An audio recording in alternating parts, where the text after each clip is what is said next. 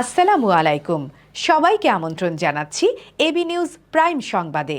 আপনাদের সঙ্গে আছি আমি সুমাইয়া মেঘলা। শুরুতেই জানিয়ে দেব সংবাদ শিরোনাম। ঢাকায় এখনো চলছে ঈদ উৎসব, নেই চিরচেনা যানজট। শরীয়তপুরে 2 গ্রুপের ককটেল বোমা বিস্ফোরণ, আহত 15। কোনো স্থানেই পোড়ানো যাবে না ময়লা, উদ্বেগ প্রকাশ পরিবেশ উপদেষ্টার। সাম্প্রদায়িক সম্প্রীতিতে বাংলাদেশ সেরা, বলেন স্বরাষ্ট্র উপদেষ্টা। ট্রাম্পের রপ্তানি শুল্ক প্রস্তাবে ক্ষুব্ধ বিশ্ব নেতারা, শুরু হচ্ছে বাণিজ্য যুদ্ধ। ইউক্রেনের রুশ বাহিনীর ক্ষেপণাস্ত্র হামলা, 9 শিশুসহ নিহত 18। নতুন মাইলফলক স্পর্শ করলেন হামজা, বাড়ছে জনপ্রিয়তা। দর্শক, এতক্ষণ শুনছিলেন শিরোনাম, এখন বিস্তারিত। সরকারি ক্যালেন্ডারে ঈদের ছুটি আজ শেষ হচ্ছে। আজ শনিবার, আগামীকাল রোববার 6 এপ্রিল থেকে খুলবে অফিস ও আদালত। রাজধানী ঢাকার সড়কে এখনও ঈদের ছুটির আমেজ বিরাজমান।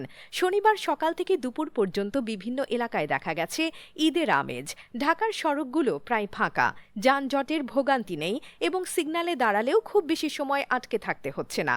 মিরপুর এয়ারপোর্ট, খিলক্ষেত, বিশ্বরোড ও বনানী সহ বিভিন্ন এলাকায় গণপরিবহনের সংখ্যা স্বাভাবিকের তুলনায় অনেক কম। যানবাহনের সংখ্যা কম হলেও মানুষের উপস্থিতিও সীমিত। প্রচণ্ড গরমের কারণে ছোট সড়কগুলোতে রিকশা এবং সিএনজির উপস্থিতিও কিছুটা কমেছে। গাড়ির সংখ্যা কম থাকায় চাপও কম। অনেকেই এখনও ঢাকা আসেননি, ফলে রাস্তাগুলো ফাঁকা। জানা যায়, গরমে মানুষ ঘর থেকে বের হচ্ছে না এবং যারা বের হচ্ছে তারা দ্রুত গন্তব্যে চলে যাচ্ছে। শরীয়তপুরের জাজিরা উপজেলার বিলাসপুর ইউনিয়নের কাজিয়ারচর এলাকায় আধিপত্য বিস্তারকে কেন্দ্র করে সালাউদ্দিন মাস্টার ও জলিল মাতবর গ্রুপের মধ্যে রক্তক্ষয়ী সংঘর্ষের ঘটনা ঘটেছে। এ ঘটনায় পুলিশ দ্রুত ঘটনাস্থলে পৌঁছে পরিস্থিতি নিয়ন্ত্রণে আনে এবং বর্তমানে পরিস্থিতি স্বাভাবিক রয়েছে। বিষয়টি তদন্ত করে প্রয়োজনীয় আইনগত ব্যবস্থা নেওয়ার ঘোষণা দেওয়া হয়েছে। এ সংঘর্ষে শতাধিক ককটেল বিস্ফোরণ ঘটে, যার ফলে 15 জন আহত হন। তাদের মধ্যে একজনের হাতের কবজি বিচ্ছিন্ন হয়ে গেছে এবং একজন গুরুতর আহত হয়েছেন। গুরুতর অবস্থায় মারুফ ও হাসান মুন্সিকে উন্নত চিকিৎসার জন্য ঢাকায় পাঠানো হয়েছে আর শহর আল জাজিরা উপজেলা স্বাস্থ্য কমপ্লেক্সে ভর্তি রয়েছেন। বাকি আহতরা প্রাথমিক চিকিৎসা নিয়ে হাসপাতাল থেকে চলে গেছেন। এই সংঘর্ষের ফলে জনমনে অস্বস্তি সৃষ্টি হয়েছে। সংঘর্ষের খবর পেয়ে জাজিরা থানা পুলিশ, র্যাব ও সেনাবাহিনী ঘটনাস্থলে উপস্থিত হয়ে পরিস্থিতি নিয়ন্ত্রণে রাখে। পরিবেশ, বন ও জলবায়ু পরিবর্তন মন্ত্রণালয় এবং পানি সম্পদ মন্ত্রণালয়ের উপদেষ্টা সৈয়দা রেজওয়ানা হাসান বলেছেন, মাতুয়াইল স্যানিটারি ল্যান্ডফিল সহ কোনো স্থানে ময়লা পোড়ানো যাবে না। ময়লার ভাগার ও আশপাশের মানুষের জীবনযাত্রা এবং স্বাস্থ্য সুরক্ষায় বিভিন্ন উদ্যোগ নেওয়া হবে। তিনি উল্লেখ করেন, মাতুয়াইল থেকে ময়লার ভাগার পুরোপুরি সরানো সম্ভব নয় অচিরেই, তাই পার্শ্ববর্তী 2টি স্টিল মিল বন্ধের নির্দেশ দেওয়া হবে। রিজওয়ানা হাসান বলেন, ব্যাটারি পোড়ানো বা ব্যাটারি সীসা আলাদা করা যাবে না। পরিবেশ অধিদপ্তর ব্যাটারি কারখানাগুলোর বিরুদ্ধে ব্যবস্থা গ্রহণ করেছে। অভিযোগ পাওয়া গেলে আবারও ব্যবস্থা নেওয়া হবে। শনিবার 5 এপ্রিল দুপুরে রাজধানীর মাতুয়াইলে স্যানিটারি ল্যান্ডফিল এলাকা পরিদর্শন শেষে বায়ু দূষণ পরিস্থিতি নিয়ে সাংবাদিকদের সঙ্গে আলাপকালে তিনি এই কথা জানান। বর্জ্য ব্যবস্থাপনার একটা বেহাল অবস্থা। আপনি যদি এই বর্জ্যগুলো গোটা দেশব্যাপী এই বেহাল অবস্থা, আপনি যদি এই বর্জ্যগুলো অন্যত্র কোথাও নিয়েও ব্যবস্থাপনার কথা বলেন, সেই জায়গাও তো আসলে আমাদের না। এবং যেটা বললাম যে এইগুলোর এরকম অব্যবস্থাপনা দেখে অন্য কোনো এলাকার লোকজনও আপনার ওদের জায়গায় করতে দেবে না। এখন আমরা যে নির্দেশনাগুলো দেব সেটা হচ্ছে, যেটা বলা হলো যে আগুন দেওয়া যাবে না। আলটিমেট সমাধান হচ্ছে ওয়েস্ট যাতে এরকম ভাবে আমরা প্রডিউসই না করি। স্বরাষ্ট্র উপদেষ্টা লেফটেন্যান্ট জেনারেল অবসরপ্রাপ্ত মোহাম্মদ জাহাঙ্গীর আলম চৌধুরী বলেছেন, আমাদের দেশে হিন্দু মুসলিম কোনো ভেদাভেদ নেই। আমরা সবাই বাংলাদেশি এবং বাংলাদেশি হিসেবেই এখানে আছি। বাংলাদেশে সাম্প্রদায়িক সম্প্রীতি সবসময় বিদ্যমান, যা অন্য কোথাও পাওয়া যায় না। আমাদের দেশে সবাই একসঙ্গে কাজ করছেন। শুক্রবার দিবাগত রাত 2:08 থেকে নারায়ণগঞ্জের লাঙ্গল বন্দে ব্রহ্মপুত্র নদের তীরে হিন্দু ধর্মাবলম্বীদের মহা অষ্টমী স্নান উৎসবের লগ্ন শুরু হয়, যা আজ 5 এপ্রিল রাত 12:45 পর্যন্ত চলবে। পুণ্যার্থীদের উদ্দেশ্যে মোহাম্মদ জাহাঙ্গীর আলম চৌধুরী বলেন, এখানকার নিরাপত্তায় যারা জড়িত তাদের ধন্যবাদ দেওয়া উচিত। তারা এবারের উৎসবে খুব ভালোভাবে কাজ করেছেন। শনিবার 5 এপ্রিল দুপুরে পুণ্য স্নানোৎসব পরিদর্শন শেষে তিনি এসব কথা বলেন। বাংলাদেশের মতো এত সম্প্রদায় সম্প্রীতি কোথাও নাই। এখানকার যত সম্প্রদায় সম্প্রীতি আছে, আপনি অন্যান্য আশেপাশে দেখেন কিভাবে কি ঘটে। মার্কিন প্রেসিডেন্ট ডোনাল্ড ট্রাম্প বিশ্বের বিভিন্ন দেশের উপর শুল্ক আরোপ করেছেন, যার ফলে ইতোমধ্যেই আন্তর্জাতিক আর্থিক বাজারে প্রভাব পড়তে শুরু করেছে। বিশেষজ্ঞদের মতে তার এই পদক্ষেপ বৈশ্বিক বাণিজ্যে গুরুত্বপূর্ণ পরিবর্তন আনতে পারে।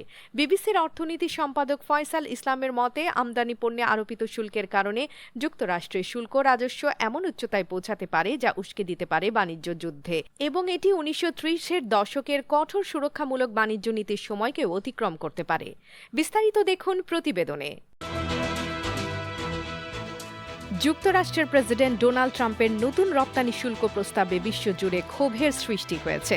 দক্ষিণ কোরিয়া থেকে ব্রাজিল পর্যন্ত বিভিন্ন দেশের নেতারা এই পদক্ষেপের বিরুদ্ধে একযোগে প্রতিক্রিয়া জানান। যুক্তরাষ্ট্রের অন্যতম এশীয় মিত্র দক্ষিণ কোরিয়ার উপর 25% রপ্তানি শুল্ক আরোপ করেছেন ট্রাম্প। কানাডা ও মেক্সিকোর ক্ষেত্রেও একই চিত্র দেখা যাচ্ছে। প্রেসিডেন্ট ট্রাম্প শপথ গ্রহণের পর কানাডার বিরুদ্ধে 25% শুল্ক আরোপ করেন। নতুন ঘোষণায় এই দুই দেশের উপর আরও 10% শুল্ক যুক্ত হয়েছে। কানাডার প্রধানমন্ত্রী মার্ক কার্নি জাতীয় স্বার্থ রক্ষার প্রতিশ্রুতি দিয়েছেন। অন্যদিকে মেক্সিকোর প্রেসিডেন্ট ক্লডিয়া শেইনবাম জানিয়েছেন তার সরকার টিট ফর ট্যাট নীতিতে বিশ্বাসী নয়।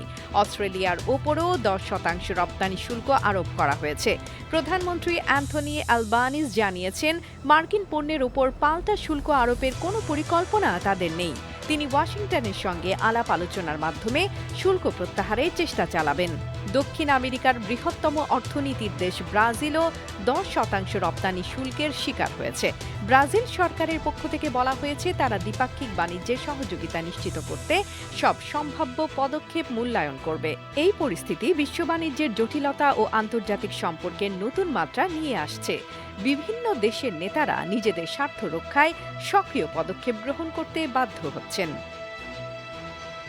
AB news desk report. ইউক্রেনের মধ্যাঞ্চলীয় শহর ক্রিভিরিতে শুক্রবার রুশ বাহিনী ক্ষেপণাস্ত্র হামলা চালিয়েছে। এ হামলায় 18 জন নিহত এবং অন্তত 50 জন আহত হয়েছেন। নিহতদের মধ্যে 9 জন শিশু। ক্রিভিরি শহরটি ইউক্রেনের প্রেসিডেন্ট ভ্লাদিমির জেলেনস্কির জন্মস্থান। ইউক্রেনের মানবাধিকার বিষয়ক প্রধান দিমিত্রো লুবিনেটস সামাজিক যোগাযোগ মাধ্যম টেলিগ্রামে জানান রুশ বাহিনী হামলায় বেশ কয়েক ডজন ব্যালিস্টিক ক্ষেপণাস্ত্র ব্যবহার করেছে। এই ক্ষেপণাস্ত্রগুলো দ্রুত এবং নিখুঁতভাবে লক্ষ্যবস্তুতে আঘাত হানতে সক্ষম এবং উন্নত ক্ষেপণাস্ত্র প্রতিরক্ষা ব্যবস্থা ছাড়া এগুলোকে ধ্বংস করা প্রায় অসম্ভব। রাশিয়ার প্রতিরক্ষা মন্ত্রণালয়ও হামলার বিষয়ে বিবৃতি দিয়েছে। টেলিগ্রামে পোস্ট করা সেই বিবৃতিতে বলা হয়েছে হামলা ইউক্রেনীয় সেনা কর্মকর্তা, সদস্য এবং বিদেশি প্রশিক্ষকদের লক্ষ্য করে পরিচালিত হয়েছে। তারা দাবি করেছে হামলায় 85 জনেরও বেশি ইউক্রেনীয় সেনা সদস্য ও বিদেশি প্রশিক্ষক নিহত এবং 20টিরও বেশি যানবাহন ধ্বংস হয়েছে। জেলেনস্কি জানিয়েছেন ক্রিভিরিতে এখন ধ্বংসস্তূপ পরিষ্কার ও উদ্ধার কাজ চলছে। তিনি বলেন পুরো বিশ্ব ইউক্রেনের পরিস্থিতি দেখছে। রুশ বাহিনীর প্রতিটি ক্ষেপণাস্ত্র ও ড্রোন প্রমাণ করে যে রাশিয়া কেবল যুদ্ধই চায়। বাংলাদেশের জনগণের ফুটবলের প্রতি ভালোবাসার নিদর্শন বিশ্বকাপের সময় স্পষ্ট হয়। যদিও নিজেদের দেশ প্রতিযোগিতায় অংশ নিতে পারে না, উন্মাদনা কম হয় না।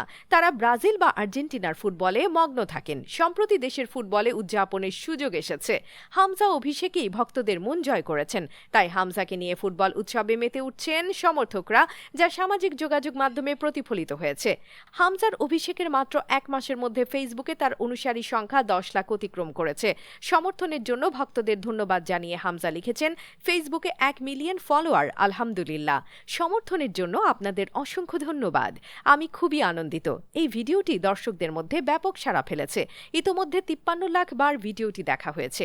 হামজার দেশপ্রেমের এই ভিডিওর পর তার অনুসারী সংখ্যা 1 মিলিয়ন ছাড়িয়ে গেছে, যা তার প্রতি ভক্তদের ভালোবাসার প্রকাশ। হামজা ফেসবুকে খুব বেশি সক্রিয় নন। গত বছরের 8 অক্টোবর তিনি ফেসবুকে নিজের নামে পেজ খুলেছেন। এরপরও খুব বেশি আপডেট দিতেন না। দর্শক, এতক্ষণ আমাদের সঙ্গে থাকার জন্য ধন্যবাদ। সর্বশেষ সংবাদ পেতে ভিজিট করুন আমাদের ওয়েবসাইট www.abnewsinternational.com এ। সেই সঙ্গে নিয়মিত ভিডিও নিউজ পেতে আমাদের ফেসবুক পেজ ও ইউটিউব চ্যানেলে চোখ রাখুন।